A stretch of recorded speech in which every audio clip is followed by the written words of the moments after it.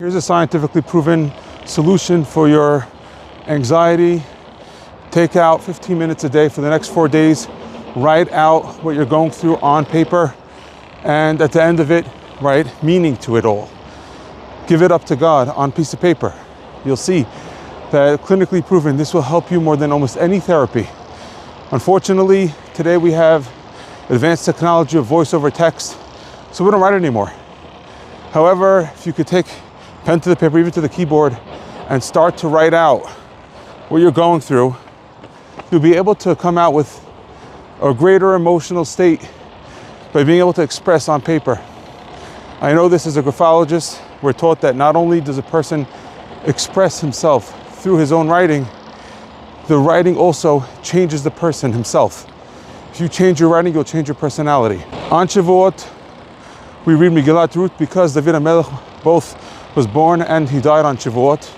And to commemorate that, we read Megillat Ruth, David HaMelech's grandmother. David HaMelech's most interesting life. Nobody had a more difficult life of David HaMelech. From the day he was born, he was considered a mamzer by his brothers.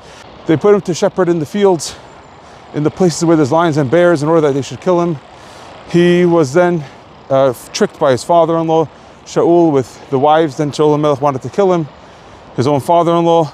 David HaMelech also was chased by his own son Avshalom, his favorite son, his best son.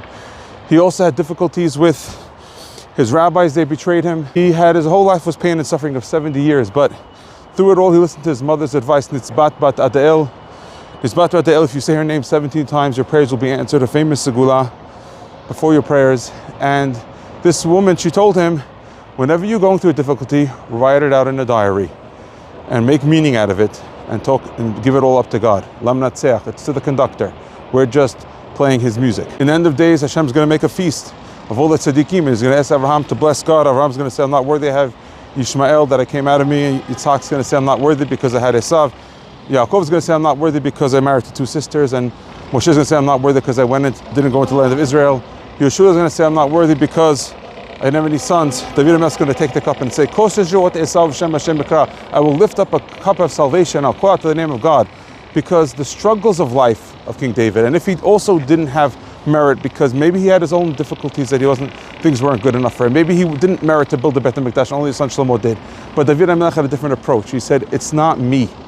I am just the working of Hashem. I am fighting Hashem's battle. And whatever Hashem wants, I'm totally dependent on that, like Midat HaMalchut. David HaMelech turned it all back to God. It said, Hashem, you are the conductor.